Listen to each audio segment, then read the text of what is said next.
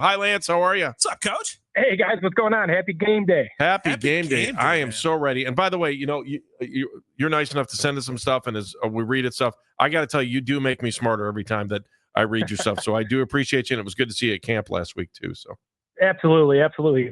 Great giving you guys some information that maybe you don't see every day. Oh, it's true. All right, so give the fans some information. By the way, you're going to be on our tailgate show, too, throughout the season. Looking forward to having you on the team.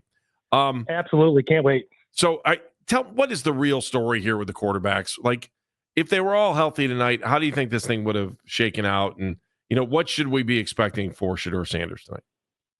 Well, the first thing I think for the Browns as a whole, not just the quarterback situation, there has to be a sense of urgency. They're coming off a very poor year where expectations were high. So for me, as I always try to think of it through my dad's lens or a coach's lens in terms of you got to have a high sense of urgency, almost irritability, attention to detail. There has to be body language that says we weren't very good last year and we're going to try to be better. So the quarterback position, I think they've done a really, really good job. The thing that I feel after watching each and every day is they're trying to get all these guys up to speed in terms of what they should know, right? Because you can't play well unless you know the offense and know where everybody's supposed to be. And then things kind of go where they may. Now, the workload that they've given Shedeur as compared to Dillon hasn't been the same.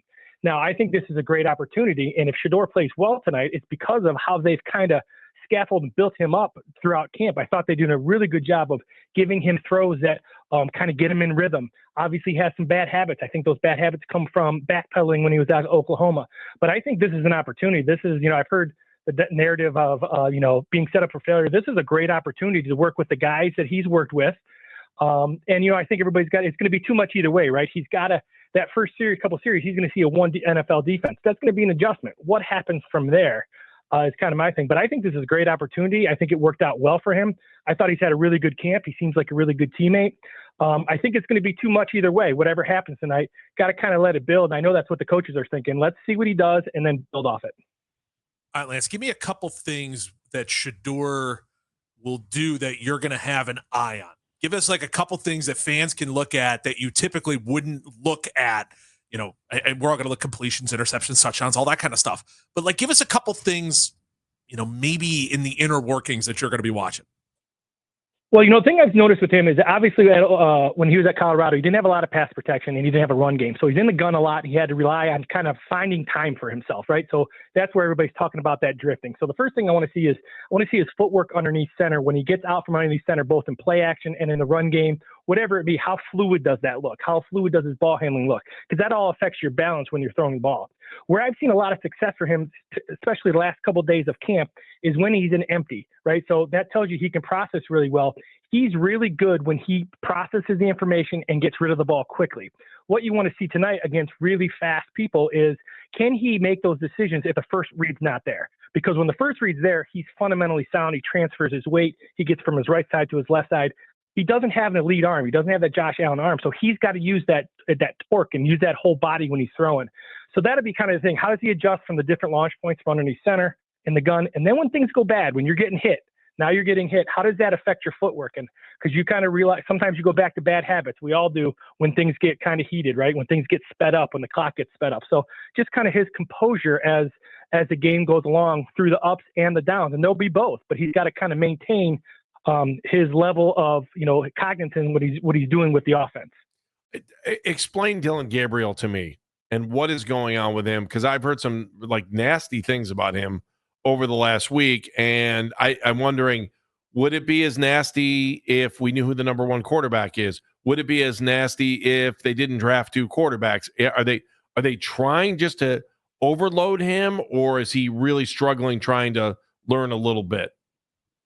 Well, I don't think he's, it's funny. It's a product-based, I'm a process guy, right? So when I watch him at practice, I see him setting pass protections. I see smooth footwork. I see all the things leading up to the throw that have been very, very good from Dillon since the start of camp, since the summer. I've watched all the throws all summer too. However, his last 3 or 4 days, his accuracy was real off.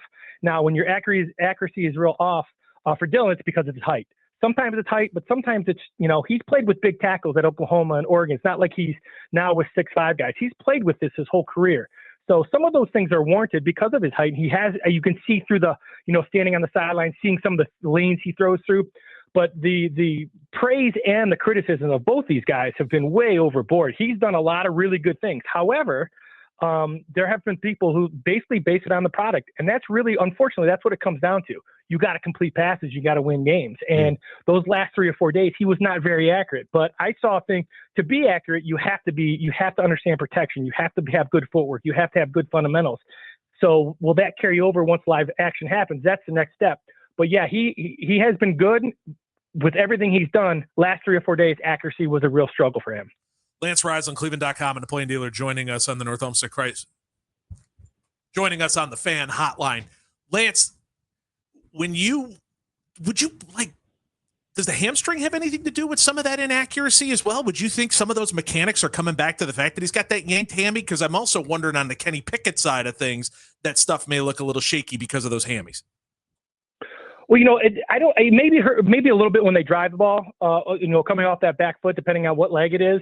The groin is more in the drops. That would be more the issue for a quarterback. But anytime you're trying to drive the football, and both he and Pickett are guys that they're not arm talent guys where they're throwing off platform. That's all the rage, right? We're going to throw off platform. We're going to throw from different launch points. There's a certain time in football too, you have to throw with really good fundamentals and use that lower half.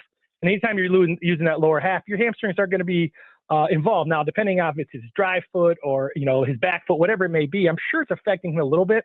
But more importantly, at that level, if you're thinking at all, your feet aren't moving. And the minute that happens in the NFL, it's just like with Shedeur when he drops back a little bit, when he drifts a little bit. Well, if his weight's back, that's a millisecond. In the NFL, that's a pick, right? So I just think all that stuff on his mind, anytime you're not just reacting in the game of football, especially at that level, bad things can happen. So I do think it has a little bit of effect, but more probably just to make sure that he can last the duration of camp, in my opinion. Outside of the quarterbacks, what are you most looking forward to seeing tonight? Well, I want to see, for me, I have a couple things. One is I want to see that receiver spot, right? Obviously, you got the top guys, but guys like Floria, Caden Davis, Gage Larvadan, these guys, Jamari Thrash, who I think is already in, but these guys have had really good camps, and they provide things that the Browns haven't had in the slot receiver. So I'm really excited for those young receivers. I want to see the defensive line depth. This guy named Ralph Holly. Everybody knows the starters, but Holly and Jawan Briggs, these guys who can be the next guys in this deep defensive line. And then we got to, I think the Browns really got to figure out what they're doing at that one high safety, right? Is it going to be Hickman? Now that Emerson's out, Hickman's been down in the box a little bit. I know that's where Delpit will be. So who's going to be that one high safety who has to create some turnovers? Is it Kazee? Is it Hickman? Is it Jenkins who they just brought in? So just some of those depth issues. And for me, it's more about not position. It's a sense of urgency and having body language that shows you weren't very good last year, and that's not acceptable. Because without expectations, you kind of get complacent, in my opinion. So the expectations for these guys should be very high tonight to play at a very high, irritated level, in my opinion. Would you play Mason Graham and Carson Swessinger tonight? I would. Yeah, I think it's always, my dad always taught me you can be physical without being silly, right? So I think if you get out there, you can get hurt in anything you do. I think some of the injuries that happen in football are when you're going half speed, and some guys don't go half speed, and some guys go full speed, and you get an ankle, you get a twist. I think if you got them out there a series of two, I think it's important, especially if the Panthers are going to play their ones. I think it's important that you get that game seed with no scripts, right? Because anything you're doing in practice, it's scripted, and they know what run is coming, and they know how they should react, and coaches are watching on how they should react. I think it's always important to, put the ball down, play a couple plays. Doesn't mean you have to be out there, 20 snaps. Maybe you get, 5 to 10 snaps just to kind of get yourself up to game speed, which allows you not to get off the slow starts in seasons and games, in my opinion. I'm looking forward to Harold Fannon Jr. He should play tonight, right? I can't imagine he's not playing. I'm looking forward to watching him play. How good is this kid? Well, he's really good. So I think 12 personnel with Tillman, if he can be healthy, and obviously Jerry Jeudy, who seems like he had a great joint practice down in Carolina as well. That 12 personnel could be really, really good. If he can block, his receiver skill set is elite, and he's a problem in the red zone if you put a corner on him. He's a problem in line with linebackers and tight ends. If they go 12 personnel, they can split teams out and find matchups, where I think Kevin Stefanski does a wonderful job of. If he can isolate and kind of have like a little bit of a fullback mentality, a little bit of a tight end mentality, where if teams try to play nickel and get linebackers out and they can run the ball, that gives them their best set, I think, because he's a super talented receiver. If he can be physical in the run game, that 12 personnel will be the Browns' best set this year, I think. How hard is it for Tyler Huntley to come in and execute after only being here for 72 hours? Well, it's interesting. So everybody says he's been here, right? And the thing is, in football, there's only so much you can do, right? So with the Browns, they have some basic packages, just like everybody does. So you're going to see things like 3-step drops, hitches, slants, fades, right? Easy concepts to the outside, kind of take away the middle where you have to do all that reading, especially if you haven't had reps. They're also going to run that ball, and they're going to run the boot, which means they're going to run play action. There's going to be a guy high, a guy in the middle, and a guy low. It's the same read versus every single coverage. You just have to adjust where you're going with the ball depending on where coverage is. So some of these basic concepts everybody runs in the NFL. So for him, it's different because of timing and who receivers he hasn't had a lot of work with. But the plays he'll be okay because they'll keep it very simple for him. It'll be simple 3 and 5-step drops, ins and outs, couple levels concepts, but it'll be very basic for him and a lot of run game. You would assume when he's in the game. You talked about the wide receivers for another second. Is it a dogfight for guys like Floria and Larvadain to make the practice squad or to actually be on the roster, especially if they keep 4 quarterbacks? I think you were talking about practice squad, right? Well, I'll be honest with you. Obviously being a Mentor kid, being a Kent State kid, you think he's a feel-good story. Floria has not been a feel-good story. Floria can really play. So can this Gage Larvadain.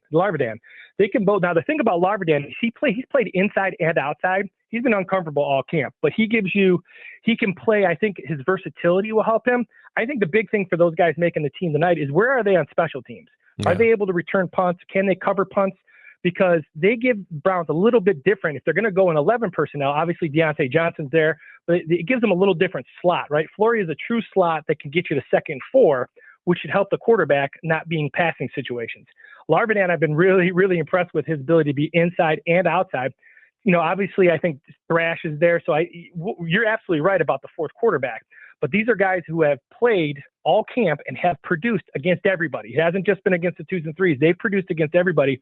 I'm interested to see, again, put the ball down, see these guys play, and then you can start to get a real evaluation when live action happens. Do you really believe they're going to keep 4 active quarterbacks going into the regular season? I think in the back of your mind, if you're a general manager, you're probably going, okay, let's just assume there's going to be attrition here. One of these guys is probably going to be hurt. I can't see that any other way, especially when you talk about these 6th, 7th wide receivers or extra bodies, in the defensive backfield. Holding 3 guys onto a roster that can't play on Sunday just does not make a lot of sense to me. Yeah, it'll be interesting. So I will say this, just from this watching practice, I think what they're doing is I think they're giving them a fair chance, even though people don't believe that. They are really doing a good job of making sure that they can get an evaluation the best they can with 4 quarterbacks. And obviously that's tough to do, but I think they've done a good job of splitting fields. I think they've done a good job of making sure at the end of practice, both Gabriel and Sanders go through the same script that Flacco and Pickett went through earlier in the day. They do that at the end of practice almost every day. So they've done a good job. Now you got to go out and play. And I think, the thing that is lost in a lot of this stuff is competition is not a bad thing. I don't think they keep 4. I think they keep the best 3. And whoever that is, because I still think winning is the most important thing. Development, if you worry about too much about development, you're developing for another coach, right? So yeah. I think winning's got to be the priority, and you take the best guy. And if a guy, if Stefanski's bosses say we want this guy, okay. But until then, Stefanski should be saying, I'm playing the best guys, the guys that give me a chance to win, because losing's not acceptable. Everybody says, you just have a bye year. It won't be that way if they're off to a bad start. You got to win. So for me, I don't think they keep 4, but we'll see. But they got to win, and they got to prove to all those veterans that winning is the most important thing. And I think you keep the top 3 guys. 4th guy goes to practice squad. If he gets picked up, he gets picked up. That's part of the business, right? So yep. I'm with you on that.